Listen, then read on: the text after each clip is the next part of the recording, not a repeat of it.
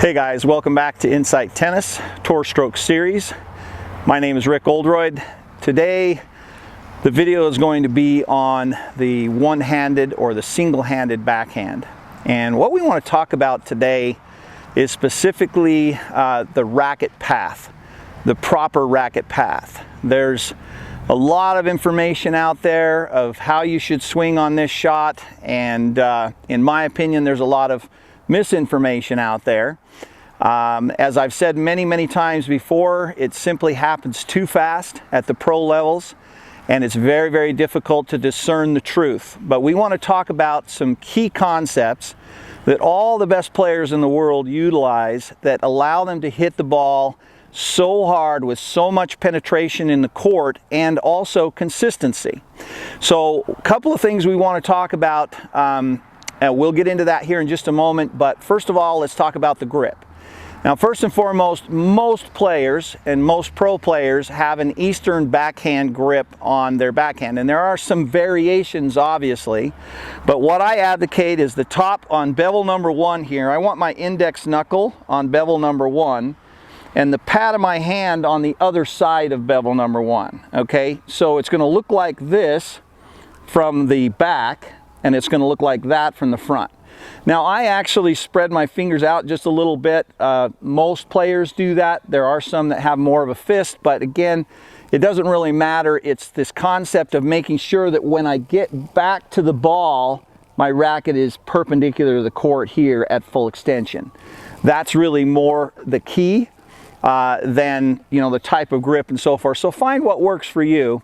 And again, there are some different variations. Now, once I have the proper grip, let's talk a little bit about racket preparation, backswing.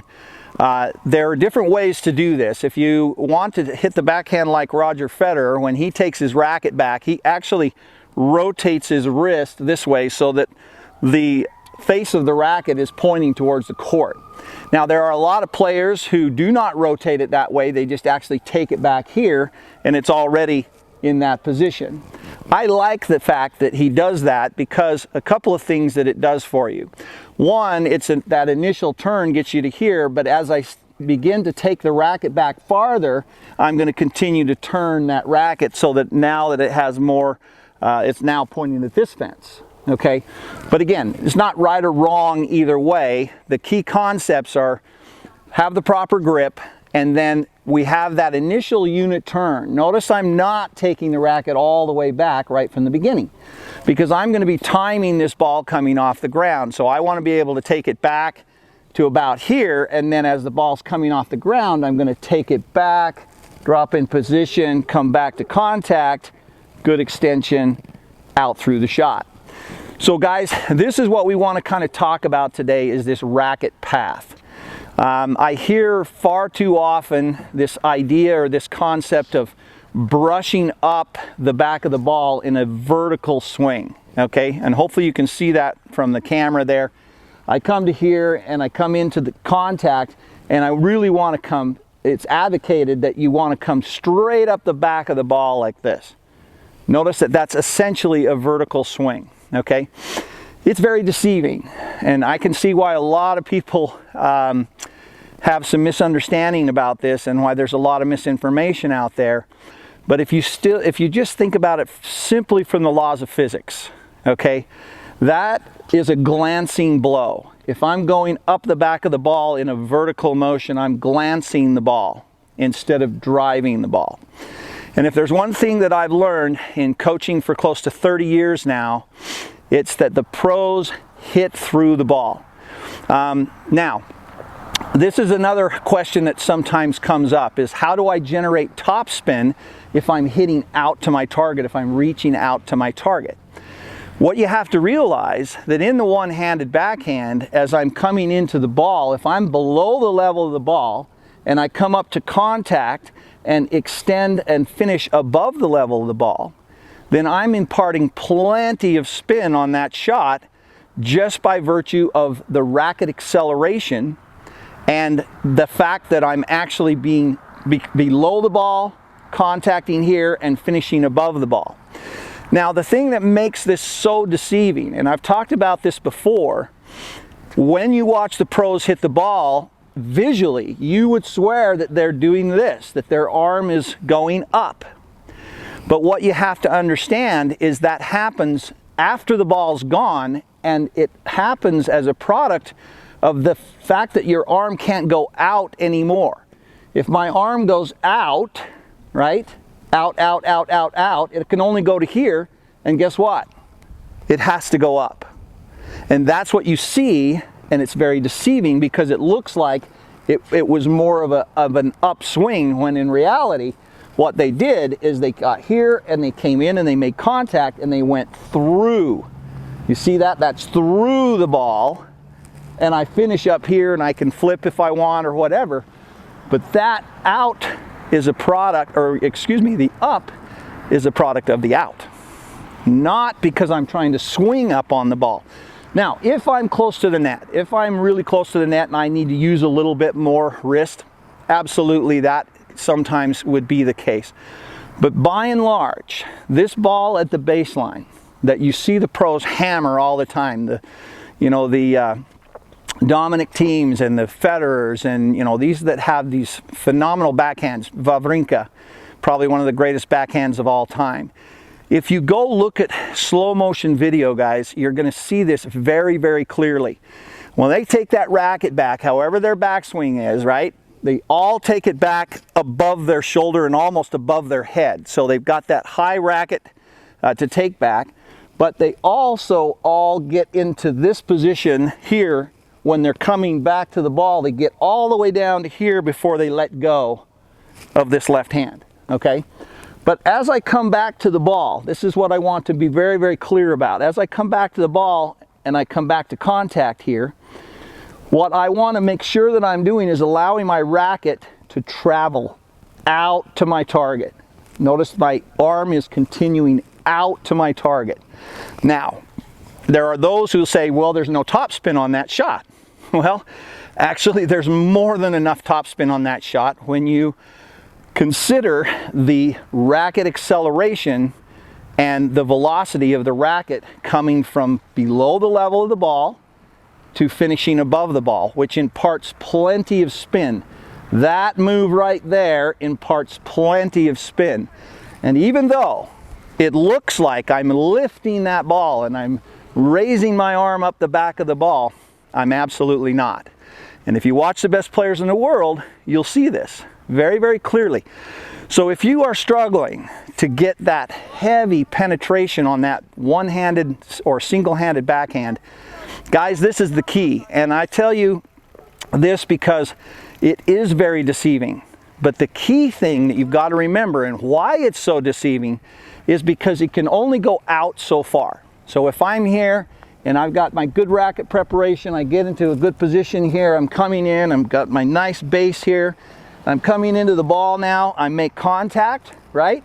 From right here's my contact point, I'm going to extend out to my target and then finish here, right? And if you watch a couple of shadow swings, you can see it will look like I'm swinging up, even though I'm not, okay? So if I'm here and I'm going boom, that looks like I'm lifting and swinging up on the ball. Here, boom. But I am not swinging up on the ball. All I'm doing is going out to contact and continuing out to my target and allowing that racket to release up like you see the pros do so often. And guys, this is just simple physics. If you want to hit the ball harder, you've got to drive through the line of the ball. Now, granted, there are some shots that would require you to use more wrist. I'm not advocating that you don't use the wrist. What I am advocating is that you don't use the wrist like this excessively. That's another great myth. We'll talk about that in another video. But if you really want to hammer that backhand, if you really want to utilize the laws of physics, the key things that you've got to remember. One, I've got to get my racket up here and above my hand. That's a key concept. It's a power move, right? The second thing that I've got to do is I've got to make sure that when I come back and I drop my racket down into position, I'm not letting go until I get clear down to here with my left hand. This keeps me coiled and it keeps the leverage on my shoulder here. The third thing, coming back to the ball. Notice I'm coming back to the ball with my shoulder, right? I'm staying leveraged. Now, as I get back to contact here, contact out in front, this is where my racket is going to actually travel, continue out to my target, continue out to my target. Okay, I'm not pulling across the ball this way. I'm not brushing up the ball this way. I'm driving from below, slightly below the level of the ball, back to contact, extension, out through to my target. That's the key, guys, if you want to hit that backhand with more depth, more penetration.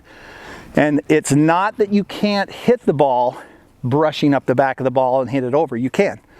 But there isn't anything on that ball. And you get out there with a good player and you're going to be in big trouble in a hurry. And when you play someone and you're doing this, you're going to be pushing them back in the court. And this is the key. You get them back, you get your short ball, and then you can come in and attack. So guys, go out and work on this. If you have any questions about anything or comments, leave comments below, but feel free to email me directly at rick@insighttennis.com. Love to help you out in any way we can. A lot of big things are happening. We've got some big promotions going on right now. And so check that out at insighttennis.com. We've got an extended Black Friday sale going on where you can get all of the content, the paid content at a drastically reduced price. We want to say thank you to everybody from all over the world. We greatly appreciate your time. Love the fact that we're hearing that we're making such an impact on people's games from all over the world. This is something that I've been passionate about for a long, long time and decided about 4 years ago. I was actually in an accident and couldn't play for about 2 years, but it's great to be back out on the court. So guys, hopefully this is going to be helpful for you. Just think about it from the simple laws of physics. It's not what you don't, or what you see, it's what you don't see. And the game at the pro levels just happens too fast. You're not going to be able to pick up the truth. You're not going to be able to pick up the facts unless you know what you're looking at, first of all, because it's very, very visually deceiving. But hopefully this helps you to understand that if I'm going to extend out to my target, I can only go out so far, and then my racket and an arm has to go up. Not because I was swinging up, but because I was swinging out through the line of the ball. So again, I know that's a bit redundant, but I can't emphasize it enough, guys. There's so much misinformation out there, in my opinion, that's really hurting players. So hit through the line of the ball, extend out to your target, leave any comments or questions, and you're going to be on your way to being a much better player. Appreciate your time, guys. Thanks so much. We'll see you next time out on the court.